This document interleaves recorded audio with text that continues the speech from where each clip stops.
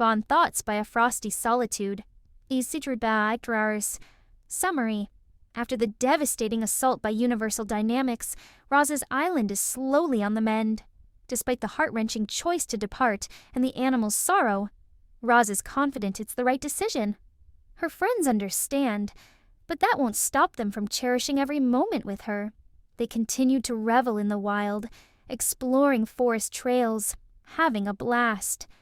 And when the day is done, they often curl up within the nest, enjoying stories and engaging in interesting conversations, with some being weirder than others.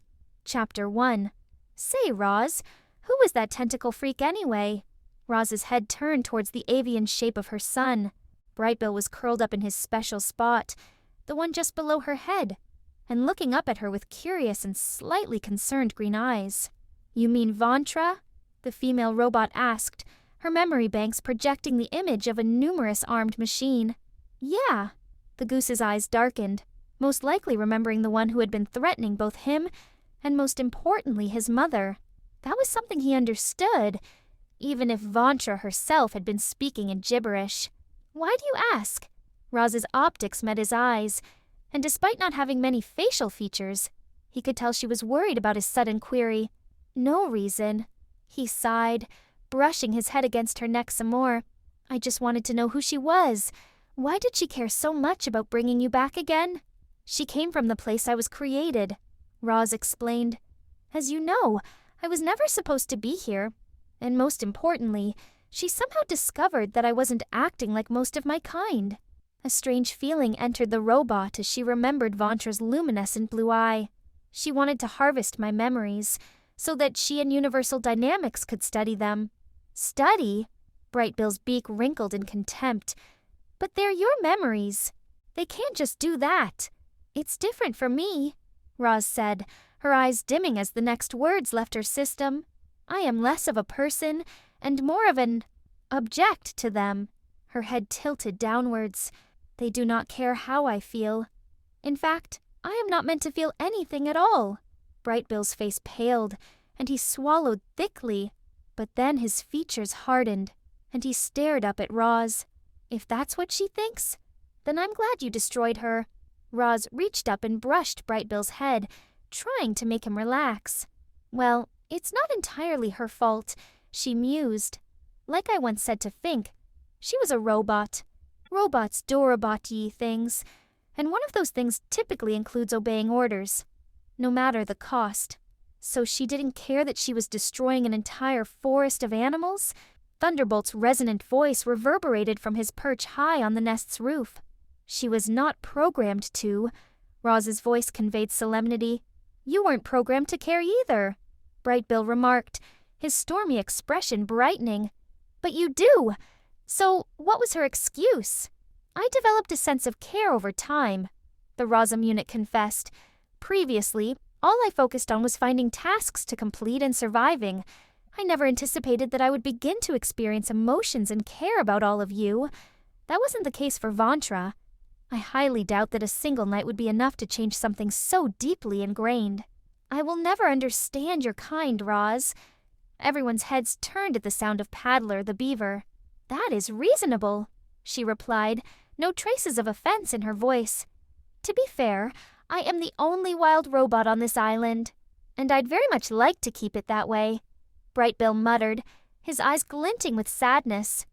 Despite his muses, he knew that such a wish was unattainable, and his mother knew too. Maybe one day, she murmured, but for now, I will have to leave soon.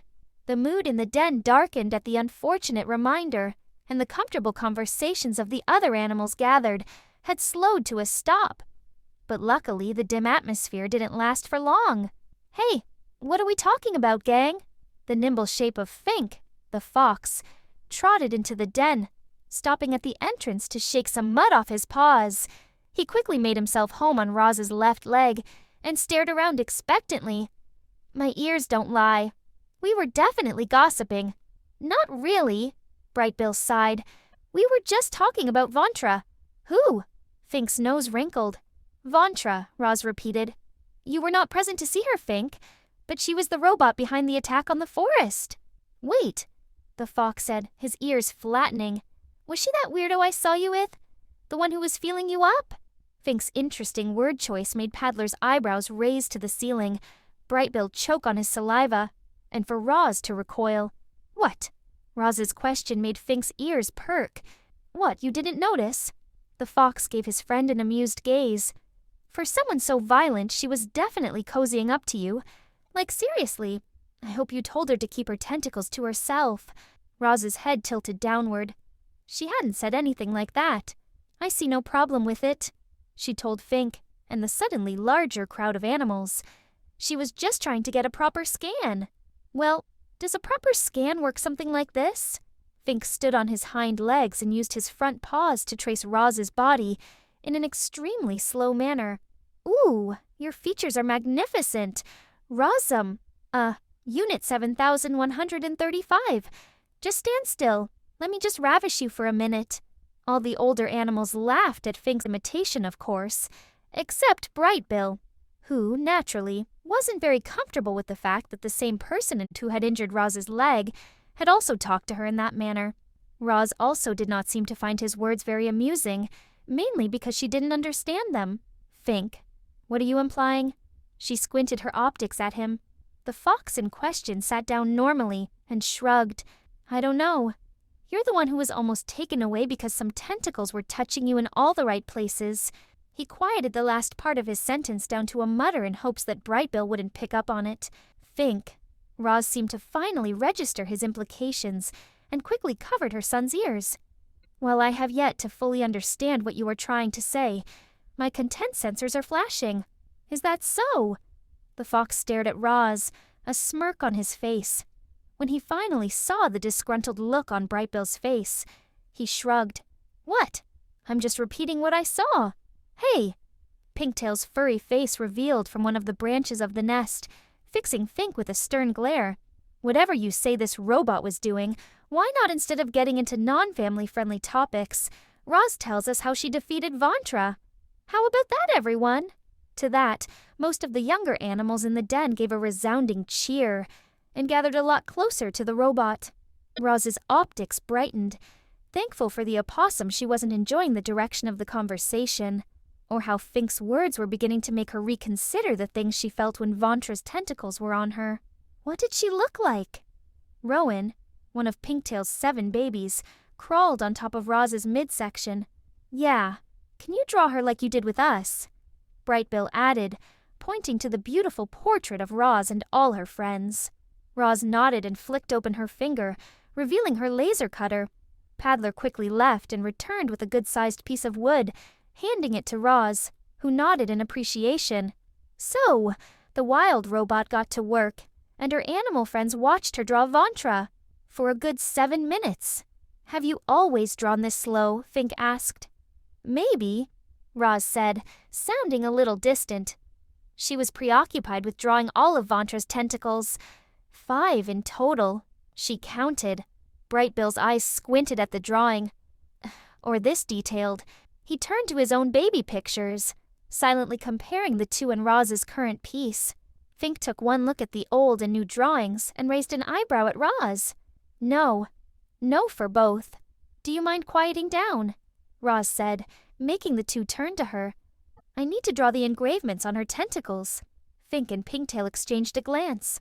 Sounds like you got a real good look at her, Roz. Chapter 2. Of course, the moment that the alert had appeared on the computer, the first reaction had been to immediately deploy a ship to collect the unit, and all others lost to natural forces. Initially, the company had been all too willing to let the units rot on the island. The only reason that they had even considered retrieving anything was because the signal's very existence proved that one of the robots had survived. It was standard protocol to go retrieve them, no questions asked, keyword being was, because just as the ship had been planning to launch, a promising young human scientist had asked a golden question. Hang on, how is the ROZZUM unit still alive again? It had just been a passing thought, but the more they thought about it, the more they and others realized they might be onto something. The cargo ship had gone missing months ago. It could be possible that the ROZZUM unit had floated across the ocean for most of the time and had only activated the transmitter once it reached solid land. But that didn't make sense. If the unit was still in its crate, how could it have done anything? But that meant that the other possibility was that the unit had been romping around in the wilderness, somehow successfully following its programming and completing tasks without the presence of any humans, something that should have been impossible. And once a certain number of questions were asked, a certain number of brains were stumped, and a certain number of scientists were now interested, it wasn't long before the higher-ups were alerted. At first, they had completely disregarded the issue. They were busy people and had many other things to do. But when the matter was pressed, they too realized that parts of the story were not adding up. And when things in universal dynamics don't add up, it's always cause for concern. So the order was changed. They were still going to retrieve the unit. They had to. But now, the plan was to bring the unit back for study. Once again, the keyword here is was, because just as quickly as the signal appeared, it was gone. Gone? As Quinn entered the dimly lit room, she anxiously gazed at the computer screen that had previously shown the whereabouts of a missing ROZZUM unit. "What do you mean, gone?" she asked, looking at her colleagues, and then turning to the tentacled machine with a desperate expression. Vontra still had much to learn about humans, but she could sense that Quinn's current look said, "Please tell me this is a joke." Vontra nodded. "Yes. Shortly after we received the signal, it vanished." "But how?" Quinn exclaimed. The other scientist shrugged. The concerned worker shook her head, trying to center herself. "No, seriously, how? The unit might have been destroyed," Vontra proposed. Quinn wrinkled her nose at that suggestion.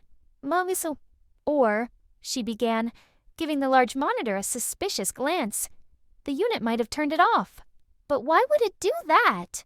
a male human inquired. If Vontra remembered correctly, and she did, his name was Alex. Simple. Quinn motioned for Vontra to join her, and the robot complied. Sitting at her main desk, she started typing frantically into her computer. "Maybe it doesn't want us to find it." "ROZZUM robots don't possess desires," Vontra stated. "Their only focus is on completing tasks." "That's what I used to think," Quinn growled, her eyes filled with emotion. Vontra knew what was on her mind. "Deploy the drones," the human growled, standing up. "Track the course of the cargo ship and the point of signal loss. Instruct them to explore the islands in that vicinity. We need to gather information about it." "Why?" Another human made the error of asking. Vontra stepped back, sensing the intensity in Quinn's gaze. "Why?" she repeated. "Why do you think? If my hypothesis is accurate, the indigenous wildlife found a method to activate the ROZZUM unit. When it awakened, it began seeking tasks. To achieve this, it had to establish a means of communication with the island's animals. Subsequently, upon accomplishing this, it embarked on an emotional journey, discovering concepts such as friendship and family, and began thinking like a human. It probably even adopted a goose or something." The room fell into a worried silence. Quinn, her already messy hair even more disheveled, stood with unevenly dilated eyes. "Quinn, you've been watching too many movies," Alex said with a sigh. Quinn buried her face in her hands and slumped back into her chair. "I need coffee," she muttered. Vontra turned to a green ROZZUM unit in the corner. "Go get Quinn some coffee," she instructed. "Task acquired?" It marched out of the room. Outside, ROZZUM Unit 8901's shoulders slacked, and he put a metallic palm on his face. "How is this my life?" Lou wondered. The first time they caught a visual, Vontra had been there. All of the scientists of the district had gathered in one room, practically climbing on top of each other to catch a glimpse of the ROZZUM unit that had somehow survived in the wild. Vontra herself had remained in the back, not taking any particular interest in whatever it is the unit looked like. That was until the chorale of confused, surprised, and awed voices became too much for her sensors to bear, and she soon found herself drifting over. Her top-notch optics and magnifiers made looking at the image through the swarm of humans easy. She certainly did see what looked like a universal dynamics robot, but Vontra was immediately taken aback, her internal sensors urging her to push the humans aside and get a closer look. She struggled to process her thoughts, feeling an intense surge through her wires at a speed unmatched by her or any other Ricos. A word surfaced from her memory banks, frequently used in the laboratory when a model performed exceptionally well or exceeded expectations. Iwa, magnificent. ROZZUM Unit 7134 appeared otherworldly amidst the wilderness. Despite emerging from her crate in pristine condition, the forest had weathered her. Yet Vontra found herself unfazed by the transformation. A long scratch wound around her midsection, and it seemed that she now had a stump for a leg, if Vontra's vision was accurate.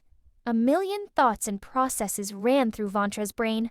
Her optics dashed across the unit's body, taking and storing every single part of 7134. Her tall, weathered, and yet sturdy shape, her luminescent blue eyes that permeated the darkness, the way she walked slowly and cautiously, much differently than any of the ROZZUMs in the laboratory. She witnessed the robots being electrified, and it felt as though a surge of euphoric, intense energy was flowing through every part of her body. Her mind couldn't focus on anything else, as every thought led to one conclusion. I have to have her. We have to have her, Quinn insisted. Her fingers clenched into fists as she gestured vigorously at the screen. We can't even comprehend her. Look, look! She pointed at the unit engaged in a conversation with a fox. She's communicating with it. How? The scientists exchanged bewildered looks. So, further revelations followed. The unit apparently resided in a structure constructed from wood. It could communicate with animals and somehow managed to coordinate a group of them. It was like watching a silent film. Yet not, as they could only decipher animal sounds. The scientists had to piece together the events through careful observation, constantly pausing and zooming in on facial expressions. Quinn made outlandish speculations about what was happening. She probably just said that they have to be more than what they were programmed to be or something. After the scientists had left for the night, Vontra lingered in the lab, consumed by the memories of the lost robot in the wilderness. There was something about the robot that captivated her, holding her attention to every aspect of its programming, regardless of its surroundings. She disregarded the robot's interactions with the animals, deeming them insignificant since she couldn't comprehend their language. After all, the user manual made no mention of ROZZUMs forming connections. However, there was Unit 7134, defying her code in every way. As the stars twinkled outside the window, Vontra activated the large monitor in the room. The captured footage showed the robot running out of battery power and falling asleep. Vontra observed the animals around the robot, noting how it seemed to be in a state of hibernation like them. ROZZUM Unit 7134, she murmured, her metallic tentacle reaching towards her hypothetical chin. The energy inside her surged as she fixated on the monitor and the robot. "Oh, you will be the best kind of trouble, won't you?" And she had been right. Observing her on a monitor could never compare to witnessing her in person. As Vontra descended from the ship, she didn't require her optics to perceive the awe in ROZZUM's eyes. The way her optics had gazed at her in wonder, like a beautiful angel of death descending from the heavens. The winter had certainly taken its toll. The unit was already messed up before, but the months gone by had caused greenery to make itself at home on her arms, chest, shoulders, and head. And still, Vontra didn't mind. If anything, and the way she spoke was also something else. The island had changed her. She no longer had the robotic, clipped, artificial edge that most units had. Her speech was fluent, low, and carried some kind of intelligence that she had never heard anywhere else. Wonderful. Feeling her touch had been nothing short of invigorating. Disguising it as a scan, well, it was.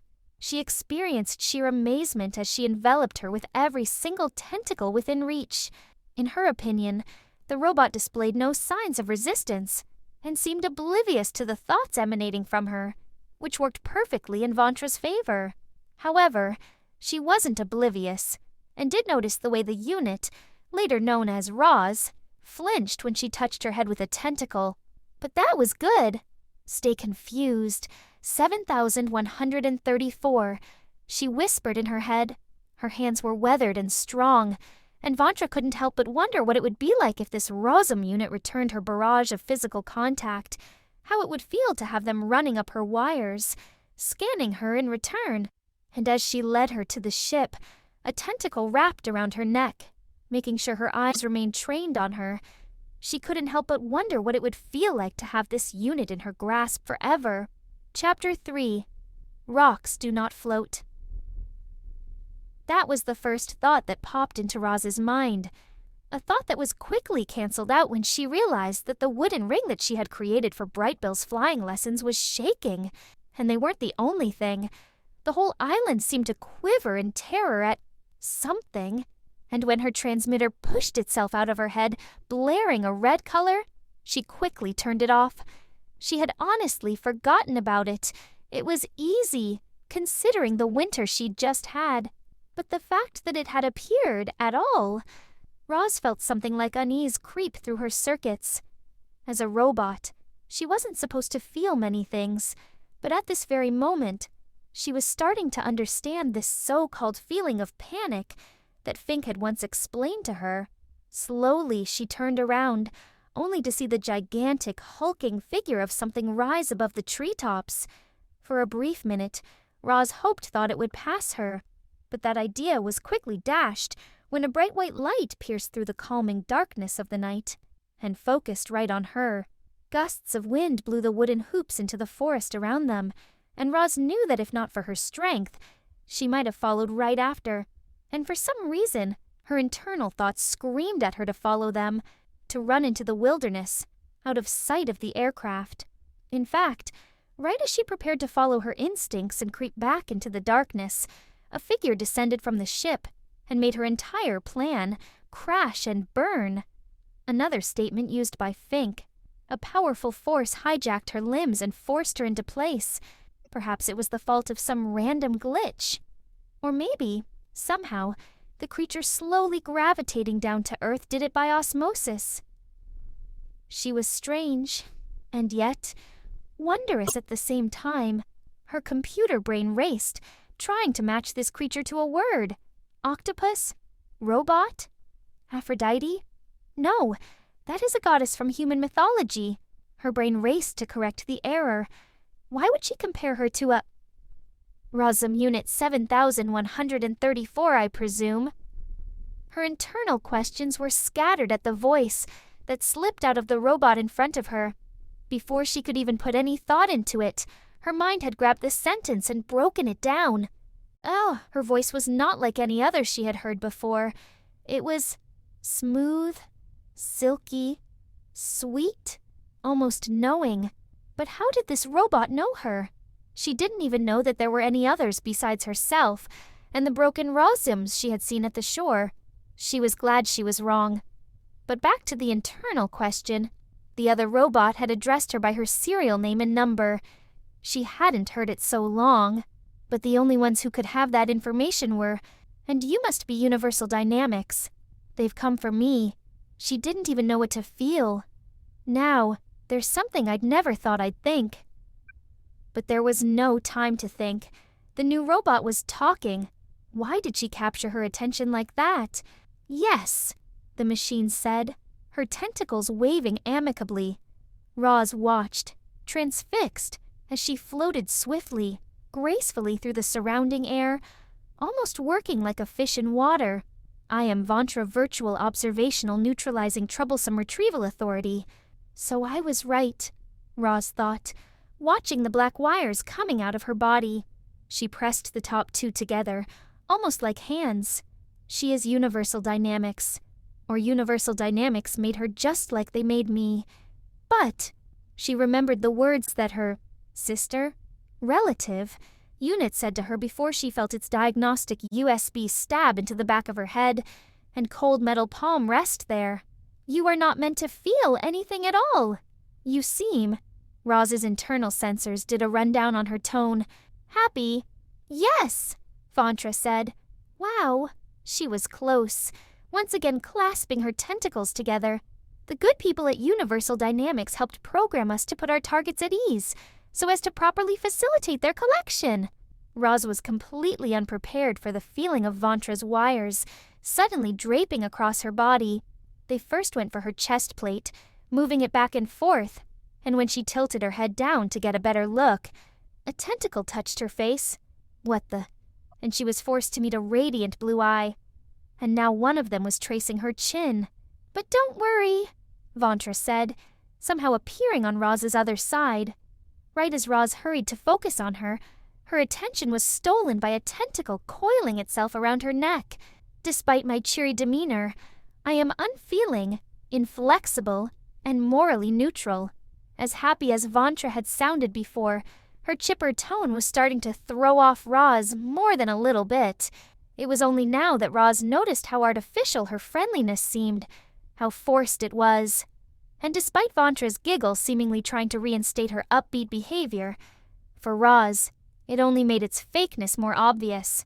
But that didn't mean it wasn't a pleasant sound. Her thoughts were beginning to confuse her, so she instead diverted her attention to the mass of the ship waiting above.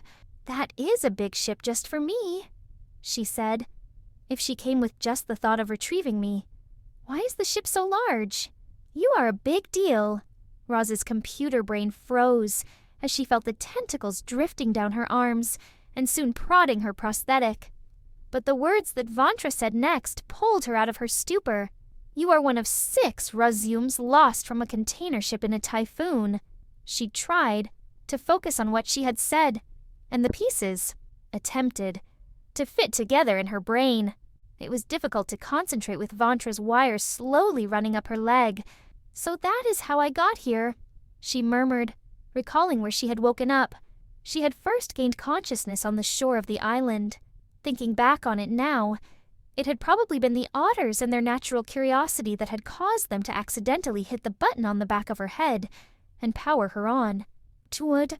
She was instantly yanked from memory by more of Vontra's wires hanging on her chest, and she felt something inside her freeze when she met that blue eye. And then a wire drew across her face, and for a minute, Roz forgot she was on an island, standing on a stone runway for a minute. It was just her and this other robot alone in the entire universe, and it would have stayed that way had not for the next words Vontra spoke. "You were not easy to find," she admitted. "Minutes after receiving your signal, we lost it again, almost as if a certain ROZZUM unit shut it off. What were the words Fink and Brightbill use? Oh, right. Oh, and the tentacles were on her head now. Someone has been busy." Roz's mind snapped to Vontra's curious tone, and it didn't take more than a second for her to understand what she was referring to.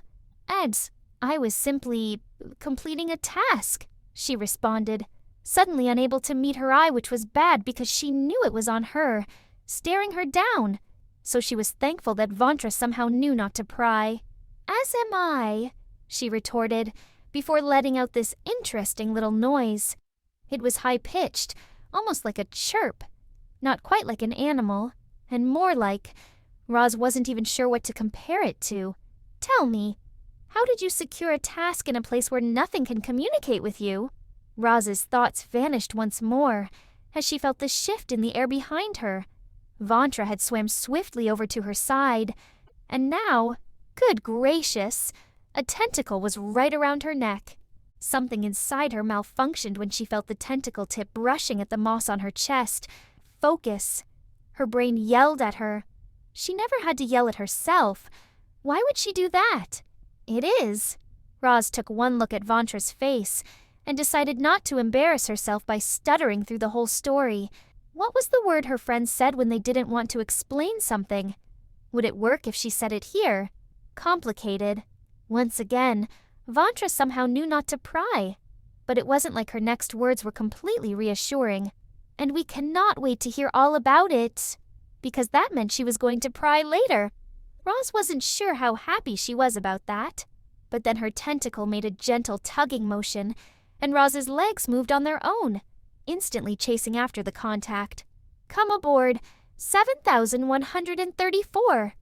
Vontra's voice went a couple of octaves lower, and if Roz hadn't been paying attention before, she definitely was.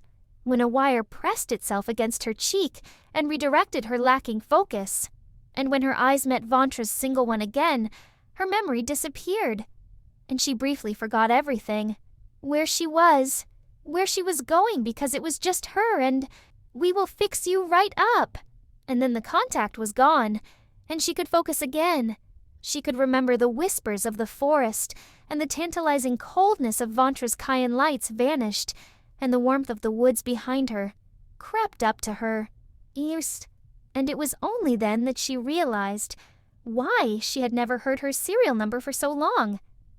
Because it wasn't her name. Roz?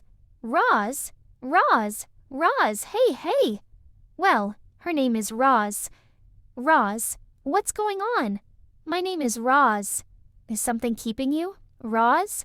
My name sounds nice when she says it. Roz stared back at the wilderness. It looked so inviting. The whispers of nature, the rustling of trees, the tranquility of the night. You're not my mom. Look, Roz, whatever task you think you're doing, you're done. You can just leave. No. And she headed to the awaiting platform. And Vontra, as she rose into the ship, a million thoughts raced through her head. Fink didn't even know she was leaving, at least so soon. No one did, but her racing mind quieted down to one thing. I completed my task, and when Vontra's tentacle coiled around her again, she was only reassured of her choice. She wasn't. The feeling was just weird and interesting, but she wasn't against it. No way. That was until Fink called. Fink raced through the trees. He had seen enough. He had seen a huge ship appear, and another robot descend out of it. While not being able to understand her irritated him already. The way she had stared at his friend as if she was predator, and Roz was her prey. And the way her tentacles had been way too touchy had him extra pissed. And while he knew he had to save Roz from her creators, he had a distinct feeling that he might have been saving her from herself too.